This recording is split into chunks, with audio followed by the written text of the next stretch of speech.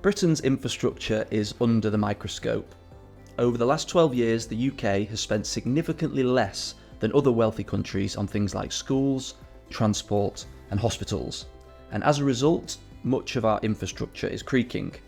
A report earlier this year by the Institute for Public Policy Research said that the volume of public investment in the UK as a percentage of GDP saw us tied level with Lithuania. The Scandinavian nations of Norway, Sweden, Finland and Denmark, often pointed to as examples of how countries should be run, all rank above us, as do France and the United States. In recent weeks, potentially dangerous concrete has been found at airports, schools and theatres, resulting in closures and uncertainty. Today we're talking about hospitals and healthcare estates and asking what needs to be done to make sure this integral part of the country's infrastructure is fit for purpose for patients now and in the future. I'm joined by experts from across the property and healthcare industries who are going to shed some light on the issues the sector is facing and the opportunities to build a better future.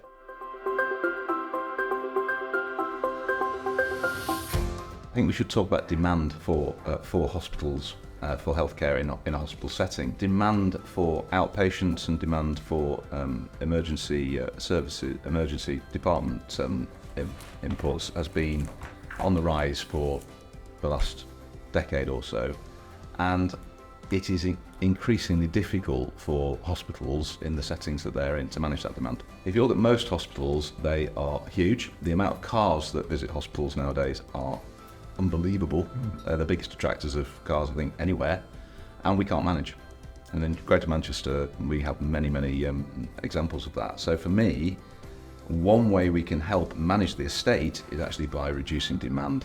There's a £10 billion backlog nationally in terms of the NHS estates. That gives you some sense of, and that's high-level backlog. So things that need sorting now. And the age and the layout of much of our estate prevents us from really reacting to very fast changing demands of healthcare, which is always going to be the case, and the more digital comes in and the different ways that we can deliver healthcare, we need to be able to respond to that with the estates. I think there's a certain amount of business cases that are sat on, for want of a better description, sat on shelves, awaiting that funding or are being worked on to present back to central government different affordability options and things, whilst the demand is increasing. There needs to be a bit of a clearer sort of route to that affordability release and the funding release. That's quite clear throughout the country, I think. And the other issue, I think, in terms of quality is about the environment. Now, patients get better in high quality, beautiful spaces, and I think that is quite a rare thing to find in the UK, unfortunately. This prospect of getting retained estate to be carbon zero by 2040 is going to be an amazing, enormous challenge. I think in terms of planning, I think we need to look at how we better plan hospital estates to integrate within communities. I think there's a perception, I'm sure people will agree, when you think hospitals, probably not a positive thought in your mind. It's, a reactive healthcare, isn't it? It's, if you're in a hospital, it's for something serious more often than not. And I think that's the perception, rather than, looking at how hospital estates can actually promote healthier lifestyles. And estates are generally sat within communities, sat within residential areas. How are they interacting? And I don't think at the moment estates interact well with the communities such that they could promote better lifestyles, address social inequalities. And so I think there's a real opportunity with the new hospitals programme and things that are coming along to really address that. Rather than new hospital schemes, we've got a lot of refurbishments, and obviously with the refurbishments there's a significant amount of unknown risks, and because of that, maintenance hasn't been undertaken. For instance, you talk about asbestos, and there's a lot of areas where we've got unknown services in asbestos areas, and trying to predict costs, time, programme, it's not ideal for getting that funding. I think it's a shame that for the industry that we're spending so much money on dealing with quality issues of hospitals, which is the money which was allocated for the new hospital programme when we should be building new hospitals.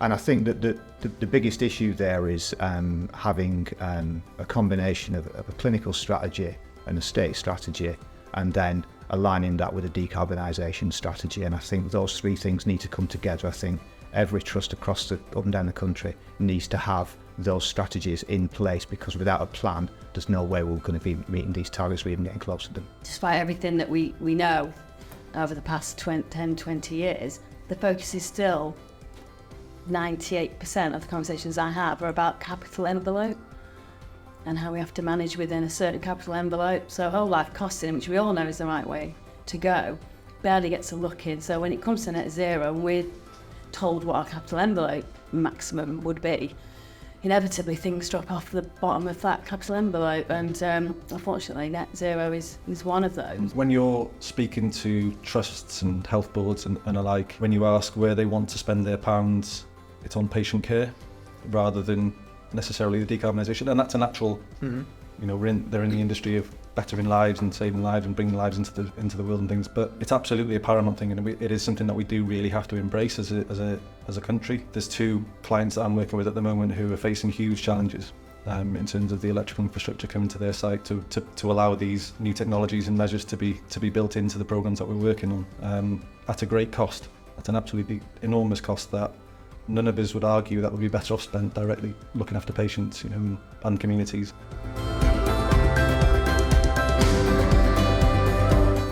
I think we're working in a global marketplace. I think we've seen the stresses on staff. So finding places that people want to be at, that are knowledge hubs, people who are growing and learning, potentially inner city areas, I think is key. And to find buildings that allow people to enjoy where they're working is absolutely key to that. I'd probably just go back to, it's probably one of the first points I made in terms of that, a welcoming environment that you don't dread needing to go to or associate it with a really negative, mindset. It's a place where,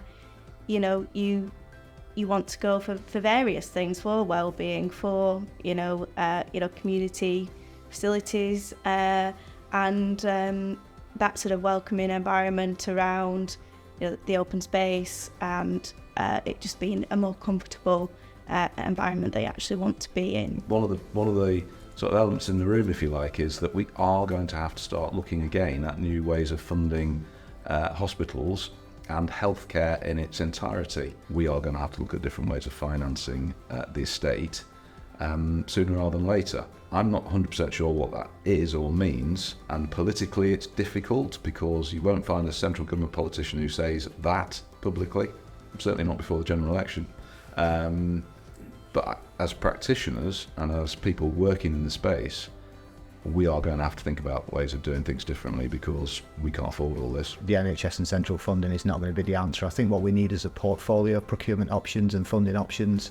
Obviously, in the past, that PFI has had, a lot of media sort of focus on it, quite rightly. But ultimately, imagine the NHS estate without those hospitals now, it would be in a real state. So I think it's about not throwing the baby out with the bathwater. There's some real successes in primary care world where third-party developments work really well.